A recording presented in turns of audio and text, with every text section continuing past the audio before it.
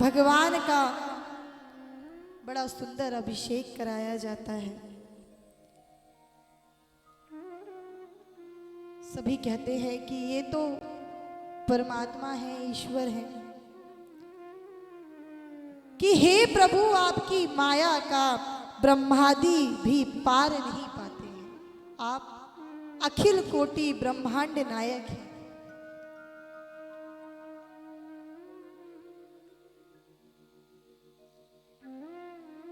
इंद्र को जैसे ही पता चला कि ये मैंने क्या कर दिया,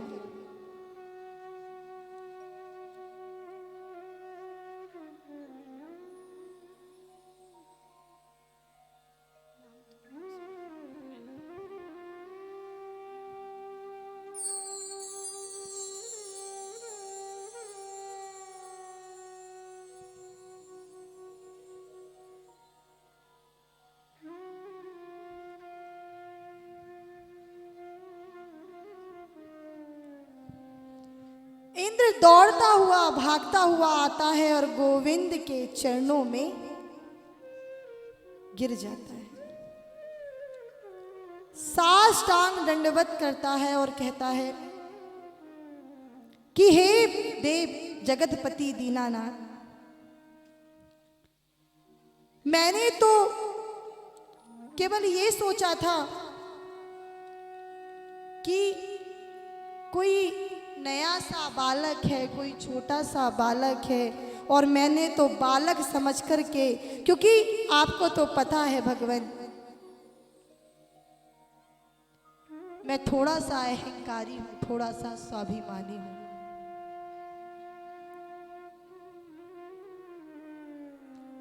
मेरी नजर से ना हो दूर एक पल के लिए, आज मेरे हृदय में ये भाव प्रकट हुआ है कि आप मेरी नजरों से एक पल के लिए भी दूर ना हो, मुझे क्षमादान प्राप्त करें। महाराज, ये बड़ा ही सुंदर भाव है भाई। वृंदावन में हम जब जाते हैं तो गोविंद के प्रेम में, गोविंद के एहसास में, गोविंद की भक्ति में भक्तों को ये नहीं पता होता है कि हम किस स्थिति में हैं। आप वृंदावन जाएंगे तो आपको पता चलेगा कि हमारे वृंदावन में कितना ही धनवान हो और कितना ही मनवान हो, वो केवल भगवान की भक्ति में नित्य प्रतिदिन गोते लगाए रखता है, क्योंकि ये भक्त का भाव है। और ये भक्त का भाव जो है, ये भगवान कभी ना कभी उसे पूर्ण अवश्य करते हैं। भाई, एक भक्त थे, बड़ा ही सुंदर प्रसंग है। अब भक्त जो थे, इनका एक नियम था, और नियम ये था कि प्रतिदिन बिहारी जी दर्शन करने जाते और बिहारी जी के दर्शन कर विनती अर्चना कर कहते, हे देव, केवल मुझे आप चाहिए, मुझे कुछ नहीं चाहिए।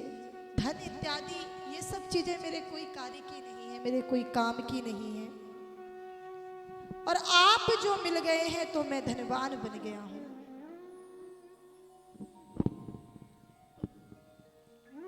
केवल एक ही रटन थी, और कहते हैं बिहारी जी जो हैं वो जितना अपने नाम से प्रसन्न नहीं होते, उतना वो श्री जी के नाम से प्रसन्न होते हैं। तो चलिए सुंदर से भजन के, भक्ति में भजन भाव के साथ। राधी राधी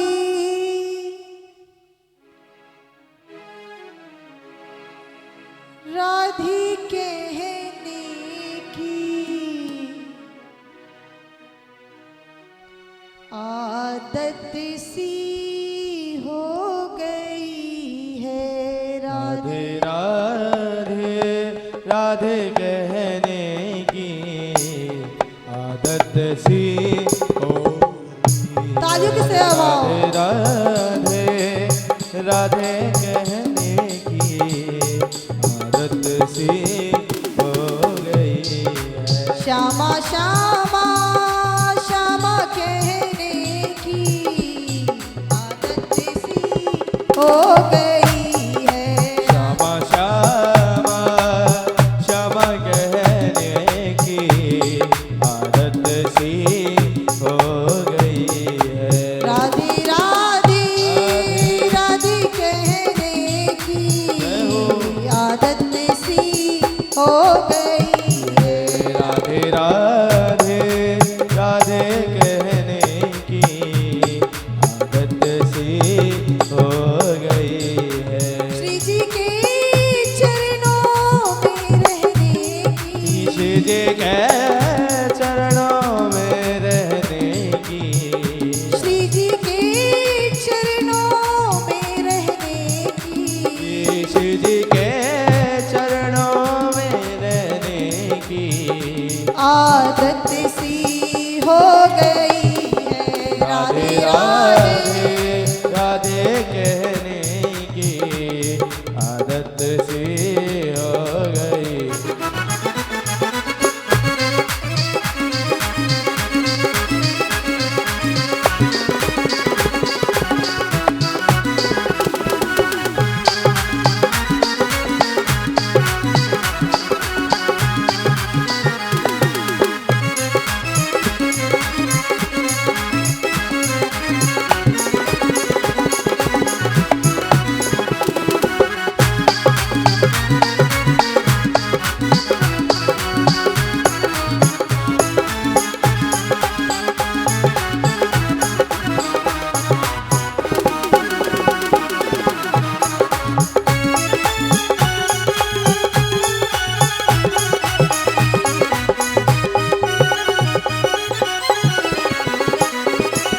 और भाई वृंदावन में जाएंगे तो केवल एक ही चीज दिखाई देती है, राधे राधे।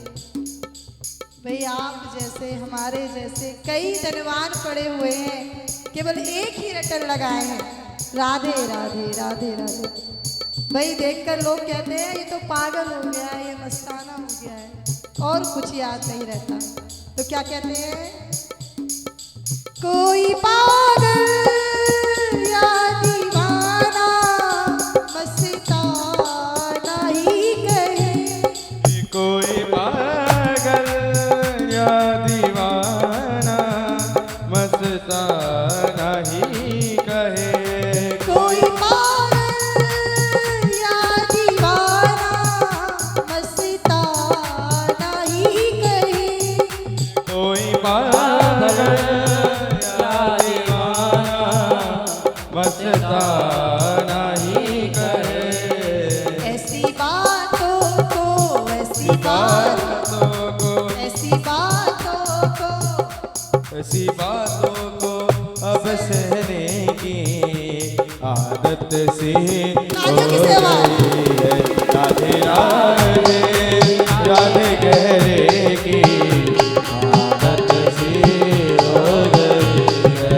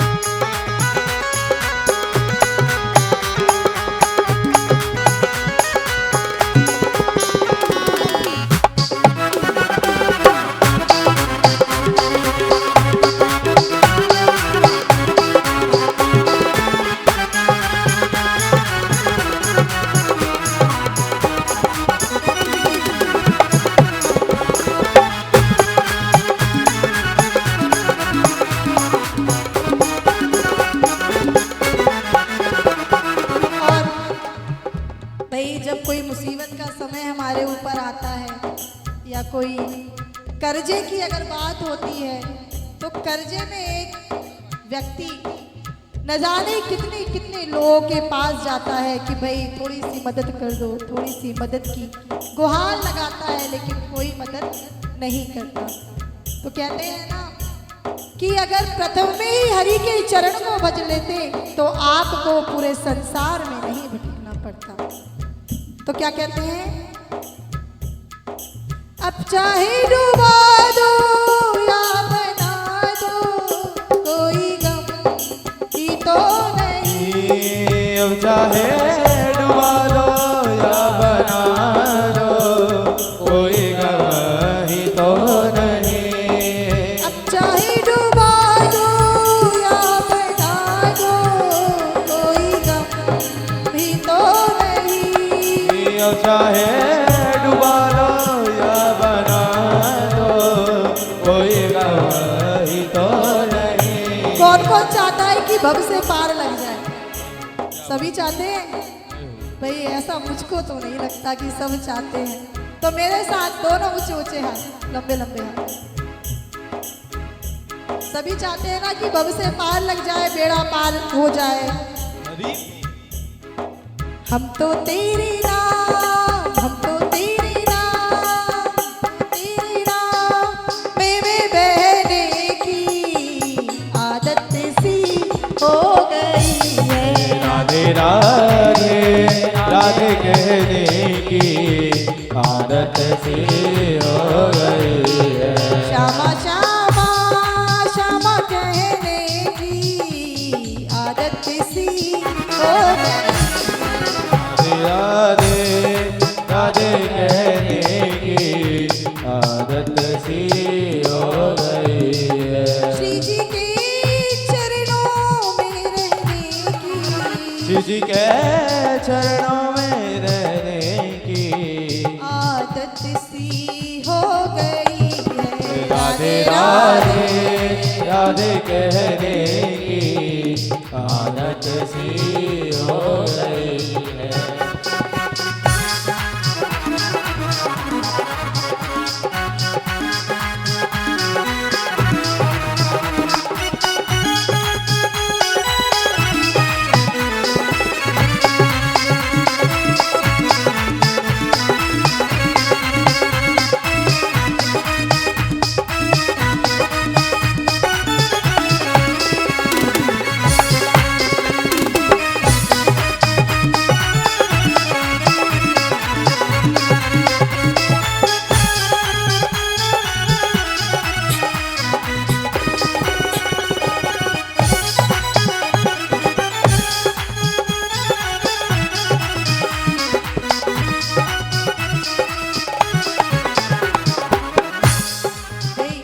भक्त जब जाता है बिहारी जी के यहाँ तो कहता है कि प्रभु सबकी सुनते हो, मेरी क्यों नहीं सुनते? ऐसी क्या कमी रह गई मेरी पूजा अर्चना में, मेरी वंदना में कि आपने सबकी विनती को स्वीकार कर लिया और मेरी विनती को अस्वीकार कर दिया। तो बड़ा ही सुंदर ये भाव है कि कहते हैं कि भगवान भी कृपा उसी पर करते हैं जो कृपा का पात्र होता है। तो क्या कहते हैं, मेरी फरियाद पे तुमने कोई गौर ना किया। मेरी आवाज में तुमने कोई गौर ना किया।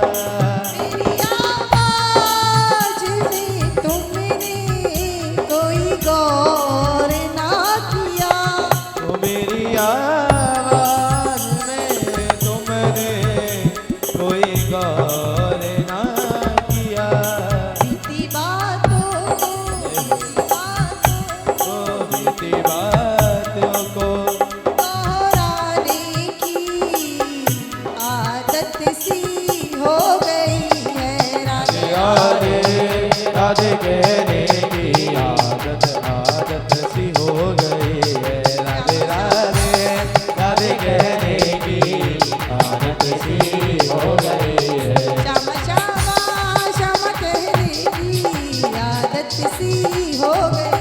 श्यामा श्यामा श्यामा कहने की आदत सी हो गई है।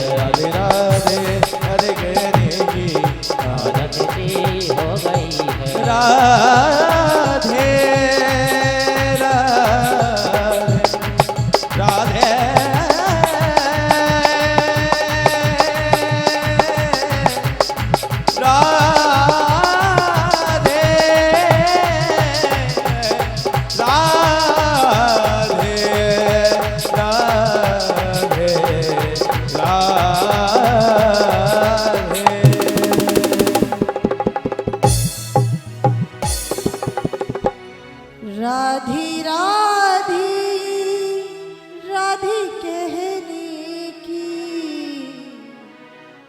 आदत सी हो गई है। बोलिए राधा रानी सरकार की जय हो। अब महाराज एक दिन भगवान सोचते हैं, बड़ा ही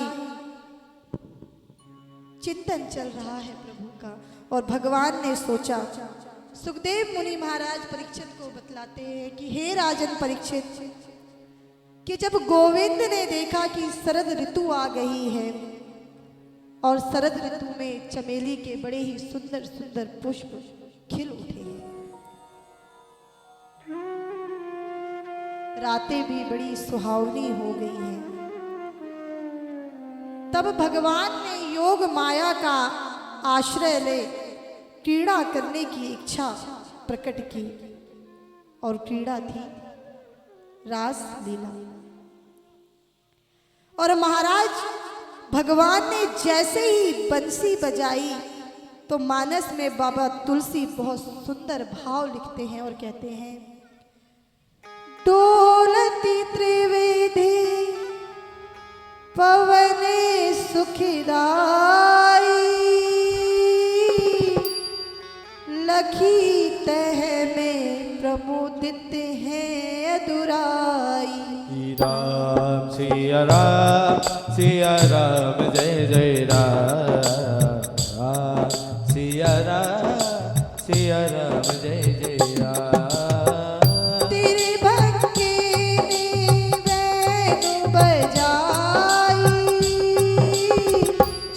गोपिया तोरे उठियाई।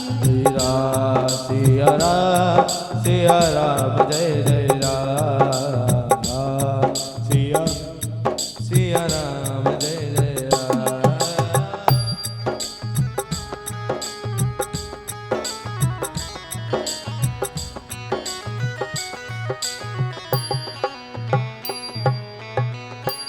जैसे ही प्रभु ने अपनी बंसी को बजाना आरंभ किया कि बंसी की आवाज को सुनकर के सारी गोपियां अपने अपने सारे कार्यों को छोड़कर चली आई। और कारज कौन कौन से थे? कोई पतिदेव की सेवा कर रही थी, सेवा करती छोड़ आई। कोई भोजन बना रही थी, सब्जी बन रही थी तो सब्जी की जो हंडी होती है उसमें चम्मच पड़ी है, छोड़ आई। कोई गोपी श्रृंगार कर रही थी, एक आंख में काजल है, दूसरी आंख में काजल ही नहीं, महाराज छोड़ आई। और तो और महाराज किसी के माथे पे चूनर ही नहीं, वो तो चूनर भी भूल आई। प्रभु ने जैसे ही बंसी बजाई तो सारी की सारी गोपियां दौड़कर तुरंत भगवान की तरफ भाग पड़ी और आकर के प्रभु को घेर लिया। प्रभु को चारों तरफ से, श्याम सुंदर को चारों तरफ से गोपियों ने घेर लिया। प्रभु ने जैसे ही अपने नेत्र खोले तो भगवान ने गोपियों का स्वागत किया और बोले, अरे गोपियों, यहां कैसे? और इतनी रात्रि आई हो, सब कुछ घर में कुशल मंगल तो है, और सुंदरियों में आपका स्वागत करता हूं। अगर मुझसे कोई आपकी इच्छा कहनी हो तो वो कह सकती हो। गोपियां बोली, अरे श्याम सुंदर, तुम तो बड़े ही चित्तचोर हो। देखो कन्हैया, तुमको पता है कि तुम्हारी गोपियां हैं हम, और तुम्हारी बंसी की ये मधुर ध्वनि सुनकर के हम अपने आप को नहीं रोक पाती हैं। बोली, सखी तुमने ये क्या कर दिया? तुमने ये नरक का कार्य किया है। और नरक का कार्य कैसे किया है? बोले, नरक का कार्य ऐसे किया है कि एक पतिव्रता नारी को अपने पति के सिवाय किसी में रुचि नहीं होनी चाहिए। गोपियां बोली, देखो पति तो केवल समाज के सामने है, वो हमारे बाकी अंतर मन भाव करण की दृष्टि से तो हम तुम्हें ही अपना वर स्वरूप मानते हैं। नहीं नहीं, गलत बात है, ऐसा नहीं होना चाहिए। बोले तुम सब जानते हो, उसके बावजूद भी कहते हो ऐसा नहीं होना चाहिए। तुमने ये जो कार्य किया है ये उचित नहीं है। मैं तुम्हें पतिव्रता नारी का एक सुंदर सा प्रसंग सुनाता हूं, जरा सुनना गोपी। गोपियों को सुनाया और कहा कि एक दंपत्ति थे और दंपत्ति जो उनकी भार्या देवी जी थी वो पतिदेव की सेवा में नित्य प्रतिदिन उनकी सेवा में लगी रहती थी। 4-5 वर्ष का एक बालक था उनका पुत्र, और पुत्र जो था वो बाहर बच्चों के साथ खेल प्रसंग कर रहा था, खेल रहा था, और पत्नी देवी अपने पति की सेवा में लीन थी। दोपहर का समय था, बाहर आग जल रही थी, अगजनी हो रही थी, और देखते ही देखते पुत्र खेलते खेलते उस आग में जाकर के गिर गया। जैसे ही गिरा, आप सब होती तो क्या करते उस जगह पे, जरा बताइए क्या करते हो? बच्चे को ही बचाते जाकर के, लेकिन नहीं, देवी जी ने ऐसा नहीं किया। देवी जी देख रही थी अपनी आंखों से सारा दृश्य, और देखती रही, और देखते देखते पति की सेवा में पर्यंत लगी रही। देखते ही देखते उनका जो पुत्र आग में जाकर के कूदा था, गिरा था, वो पुत्र सकुशल बाहर आ गया, और उसको कहीं भी आग का जलने का निशान तक नहीं मिला। ये पति सेवा का फल है, ब्रह्मचर्य। कई लोग कहते हैं कि भाई हम तो विवाहित है, ब्रह्मचर्य, हम ब्रह्मचारी नहीं है। तो एक विवाहित पति पत्नी भी अगर केवल एक दूसरे के लिए ही उनके मन में हृदय भवन में जो भाव है, अगर वो है, किसी और के प्रति कोई भाव प्रकट नहीं होता है, तो वो पति पत्नी भी ब्रह्मचर्य का ही पालन कर रहे हैं। इसे भी ब्रह्मचर्य ही कहा जाता है। ऐसा नहीं कि बाहर तो हम खूब डोल रहे हैं, घर में देवी जी के डर के मारे। बताया था ना, देवी जी आती थी तो डंडे ही लेके आती थी महाराज, 3 डंडे मारती थी रोज देवता में। तो ऐसा भी नहीं। बोले देखो कृष्ण, अब एक प्रसंग हम सुनाते हैं, जरा वो सुनो। बोले सुनाओ। बोले एक देवी जी थी। हाँ ठीक है। बोले वो जो देवी जी थी, उनके देवता जो थे अर्थव्यवस्था के लिए कहीं दूसरे देश में नौकरी के लिए गए। अब जो पत्नी देवी थी वो प्रतिदिन पति की सेवा, जो फोटो थी उससे ही पूजा करती, अर्चना करती।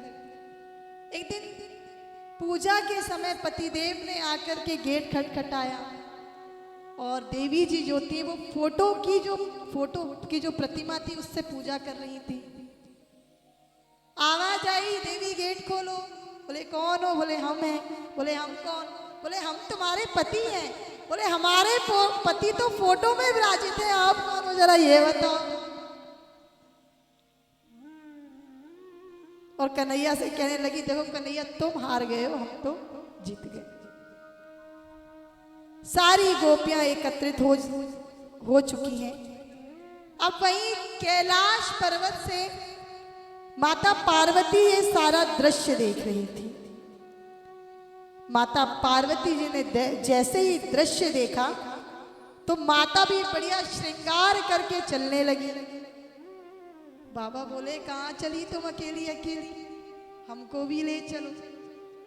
मैया बोली देखो वहां ना वृंदावन में ना गोपियों के अलावा कोई दूसरा पुरुष नहीं जा सकता। नहीं नहीं देवी हमें भी ले चलो, हम भी तुम्हारे संग चलेंगे। अरे हम भी तो बिहारी जी के दर्शन करेंगे, ठाकुर जी के दर्शन करेंगे। बोले स्वामी कैसे लेकर जाऊं मैं तुम्हें? अगर वहां तुम्हें कन्हैया ने देख लिया और पहचान गया तो बोले एक कार्य करो, हमें भी अपने जैसी सुंदर सी नार बना दो और हमें भी अपने संग ले चलो। आज ब्रजमंडल में भगवान की गोपियों के साथ रास लीला हो रही है। तो भोले बाबा ने क्या कहा,